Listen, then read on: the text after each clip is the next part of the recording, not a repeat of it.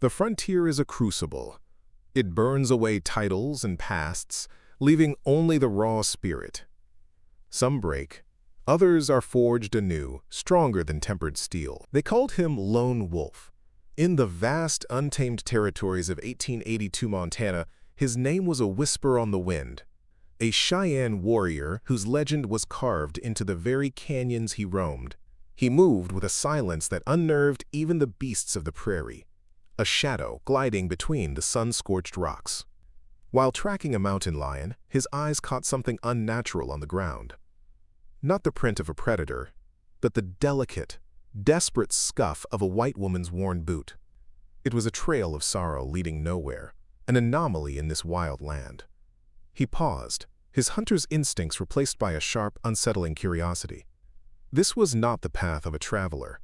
This was the path of the lost. The silence in the small cabin was heavier than the August heat.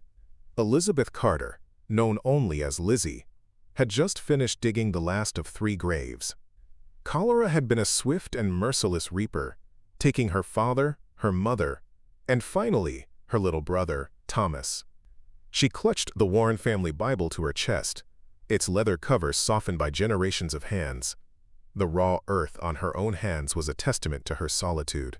The prairie, once a symbol of hope and endless sky, now felt like a vast, empty tomb.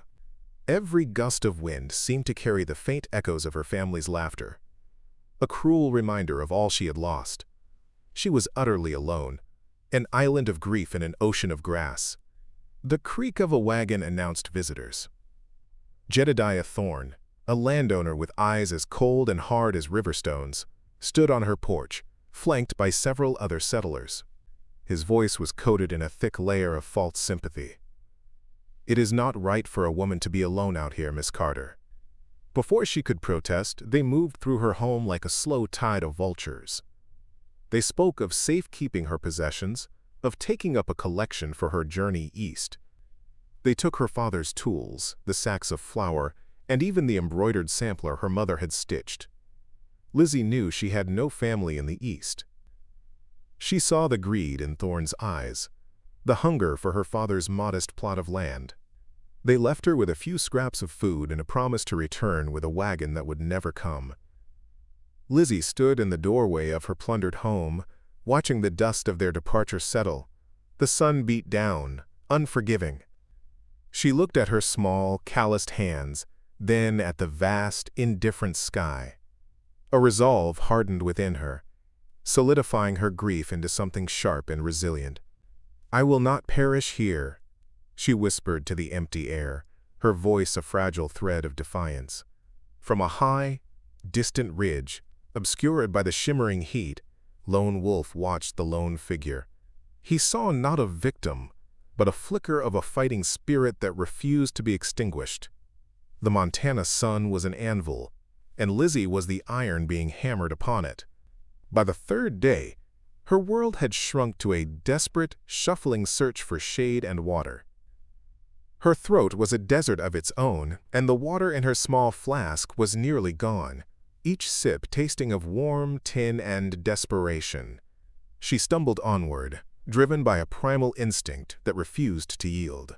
The memory of Thorne's cruel smile and the faces of her so-called neighbors fueled her anger, turning it into a stubborn fire that burned hotter than the sun itself. This was no longer just about survival. It was about defiance. She would not give them the satisfaction of her demise. She found temporary relief in the sliver of shade offered by a tall rock outcropping. Her body cried out for rest, but her mind was a whirlwind of memories. She remembered her father, a failed prospector with a gentle heart, teaching her to read the story of the land. He had shown her how certain plants grew only where water hid beneath the surface, how the color of rocks could hint at the minerals within. "The earth has a language, Lizzie," he used to say. "You just have to learn how to listen." At the time, it had seemed like foolish talk. Now, surrounded by a silent, hostile landscape, his words felt like a lifeline she could not quite grasp. As the sun began to dip, painting the sky in hues of orange and purple, her tired eyes caught a sign on the parched ground, the faint but distinct print of a moccasin. Her heart hammered against her ribs. a frantic drumbeat of fear and hope. The stories she had heard in the settlements, tales of Cheyenne warriors, of savages who appeared like phantoms, flooded her mind.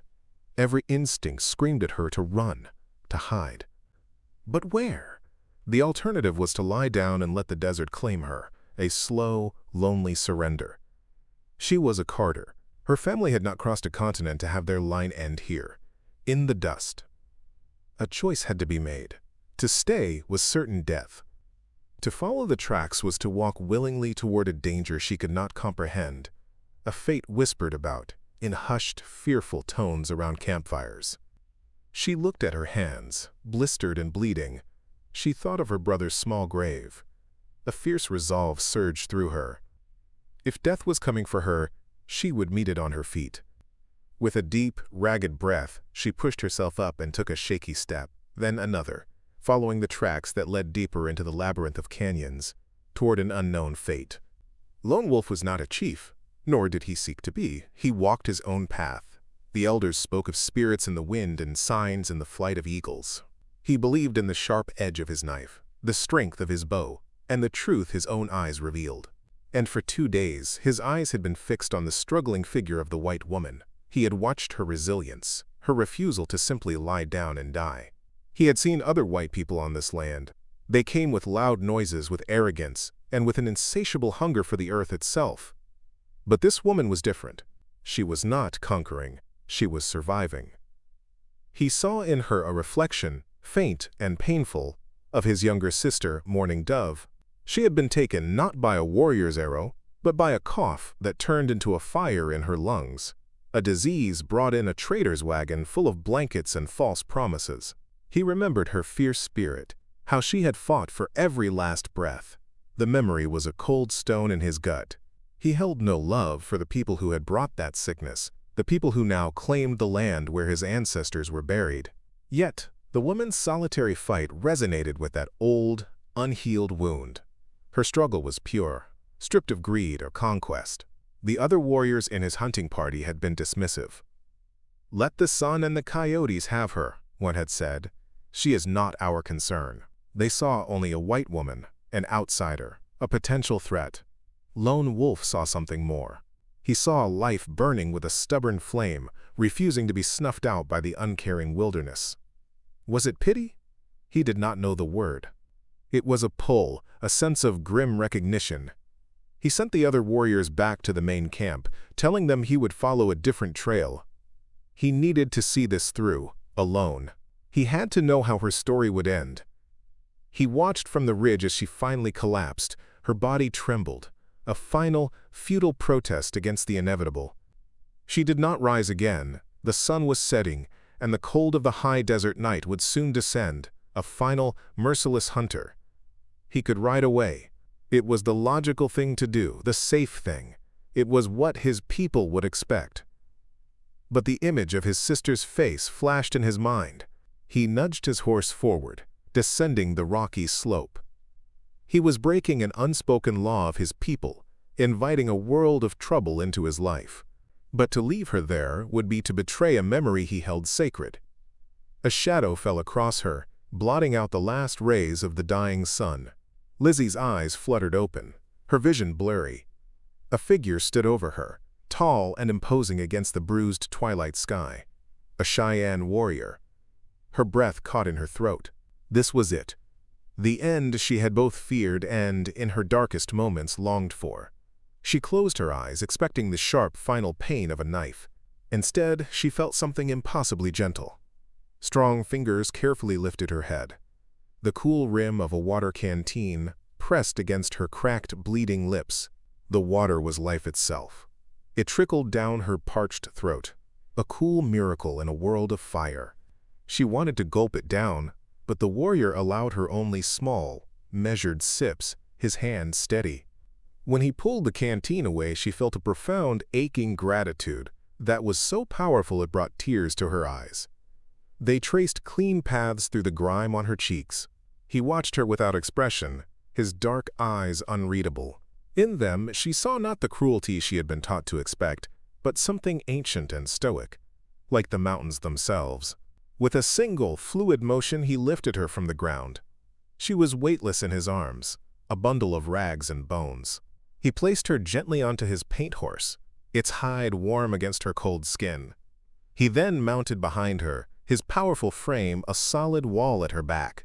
His arm came around her waist to hold her steady, the touch firm and protective, not possessive. As the horse began to move, its hooves making a soft rhythm on the sandy earth, Lizzie's terror began to dissolve, replaced by a strange and overwhelming sense of security. She was in the hands of a savage, and yet she had never felt safer in her life. They rode through the gathering darkness, the stars emerging like chips of ice in the black velvet sky. Lizzie drifted in and out of consciousness, her head resting against his broad chest. Lone Wolf did not ride toward the Cheyenne camp. To bring her there now, weak and delirious, would be to sign her death warrant and invite chaos among his people. Instead, he guided his horse toward a hidden place he knew, a secluded cave nestled deep within the canyons, fed by a secret spring. First, she had to heal, and he had to figure out what fate had laid at his feet. This woman was a complication he had not sought, a stone that could start an avalanche. The cave was a sanctuary. For several days, Lizzie drifted in a feverish haze while Lone Wolf tended to her. He moved with a quiet efficiency, his large hands surprisingly gentle as he cleaned her wounds and applied a poultice of crushed herbs that smelled of sage and damp earth. He built a small, smokeless fire that kept the night's chill at bay. He would leave for hours and return with a rabbit or a bird for their meal, which he cooked over the flames. He offered her food and water without a word, his dark eyes watching her with an intensity that was neither threatening nor comforting, but simply present. As her strength returned, the silence between them became a language of its own. It was in the way he left a fresh pair of soft moccasins for her beside her sleeping place, a silent replacement for her ruined boots. It was in the way she mended a tear in his leather tunic, with a needle and thread she found in her small satchel, a silent offering of gratitude. They were two solitary souls from warring worlds, bound together by a single act of mercy. There was no trust yet, only a fragile, unspoken truce in the heart of the wilderness, a shared space where the rules of the outside world did not seem to apply. One afternoon, a figure appeared at the mouth of the cave. A man with the weathered face of a trapper and the shrewd eyes of a survivor, dressed in a mix of buckskin and worn canvas. "Frenchy LeBeau, at your service," he said with a wry smile, his voice a gravelly mix of French and English accents. He was a métis, a man of two bloods, belonging to neither and both. "I see you have found yourself a stray, my friend," he said to Lone Wolf in the Cheyenne tongue. Frenchy became their reluctant bridge. Through him, Lizzie learned her rescuer's name, and Lone Wolf heard the story of her betrayal. Frenchy also brought grave news from the world outside their hidden canyon. "That man, Thorne, he is telling everyone you were taken by hostiles," he explained to Lizzie. "He has the ear of the cavalry at Fort Ellis. They are planning a patrol, he says, to rescue you. But I think he is just using you as an excuse to scout this land." The trapper turned his gaze to Lone Wolf. "This woman, my friend," he said softly in Cheyenne, "she is no longer just a woman. She is a reason for soldiers to ride where they are not welcome. She is a stone that is about to start a rock slide." When Lizzie could walk without stumbling, Lone Wolf knew he could no longer keep her hidden. The risk of discovery was too great. The journey to the Cheyenne encampment was a silent, tense affair. The village, nestled in a valley protected by high mesas, came into view like a secret revealed. Her arrival on Lone Wolf's horse sent a ripple of shock through the camp. Children stared with wide, curious eyes. Women stopped their work, their expressions a mixture of fear and suspicion. The warriors who emerged from the lodges held their weapons loosely, their faces hard and unwelcoming. She was the enemy, brought into their very heart. The most hostile glare came from a warrior named Red Hawk. His face was a mask of grief and fury, his eyes burning with a hatred that felt personal. Lizzie would later learn that his wife and child had been killed during a raid by soldiers. To him, she was not a person but a symbol of his loss, a walking ghost of the world that had destroyed his. He stepped forward, his hand on his knife. "Why is this white woman here, Lone Wolf? Has the sun cooked your senses? She will bring nothing but death." The tension was thick enough to cut. Lone Wolf simply placed himself between Red Hawk and Lizzie, a silent, immovable shield. The tribe's elder, a man named Gray Eagle whose face was a roadmap of wrinkles and wisdom, stepped out of the central lodge. He listened to Lone Wolf's quiet explanation, his gaze resting on Lizzie. He saw her fear, but also the defiance that held her shoulders straight. "I see not the color of her skin," Gray Eagle declared, his voice raspy but firm, "but the strength in her spirit. The desert did not claim her. Lone Wolf did not kill her. There may be a reason for this. She may stay." He paused, his eyes sweeping over the distrustful faces. "But she must earn her place among us. She must show us her heart." That evening, as Lizzie sat alone and isolated near a cold fire pit, a woman approached her.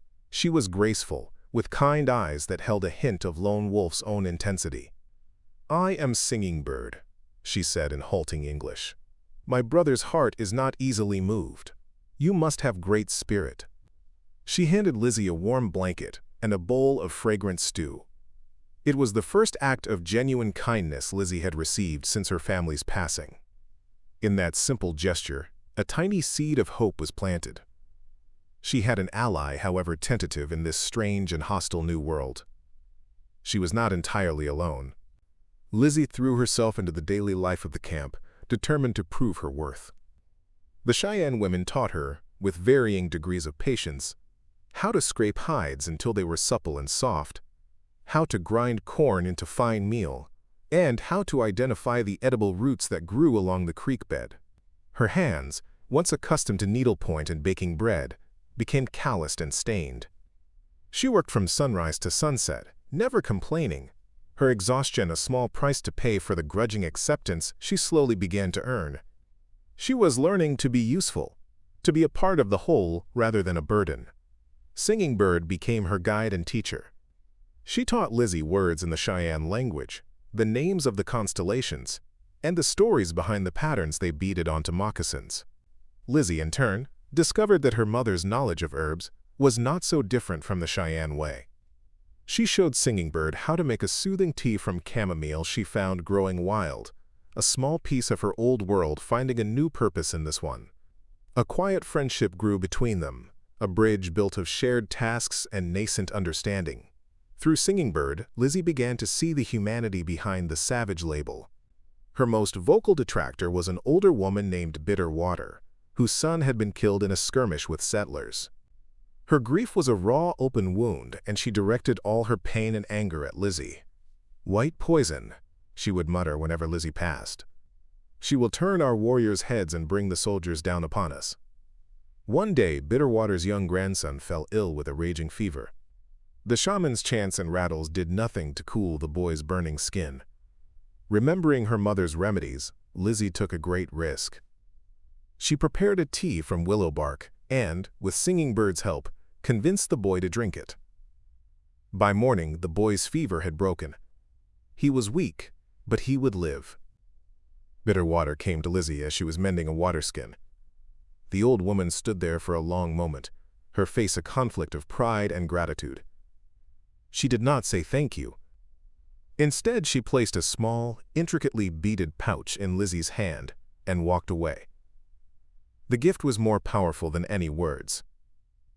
It was an acknowledgement, a truce. From that day on, the insults ceased. Lizzie had not erased the woman's pain, but she had earned her respect, a currency more valuable than gold in this harsh land. As the summer wore on, a new enemy threatened the tribe: drought. The relentless sun baked the creek into a ribbon of cracked mud. The once lush valley began to turn brown and brittle. The animals moved on in search of greener pastures, and the faces of the Cheyenne grew taut with worry. The Maine spring, the lifeblood of the village, slowed to a mere trickle. Desperation began to creep into the camp like a sickness. Gray Eagle, seeing the fear in his people's eyes, summoned Lizzie to the council fire. The entire tribe watched as he approached her. "The woman who was," Gray Eagle said, his voice carrying in the still air.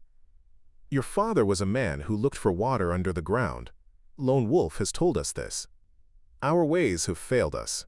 The spirits are silent. He looked directly at her, his old eyes challenging her.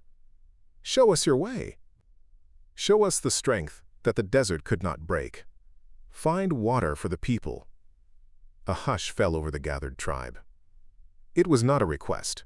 It was a test, the ultimate trial. All her previous efforts would mean nothing if she failed now. The weight of their survival settled squarely upon her shoulders. For 3 days, Lizzie walked the dry lands surrounding the camp. She put aside the fear of failure and focused on her father's lessons. She observed the flight of birds, the subtle dips in the terrain, and the type of deep-rooted vegetation that clung to life. Lone Wolf followed at a distance, a silent guardian, trusting her in a way that gave her strength.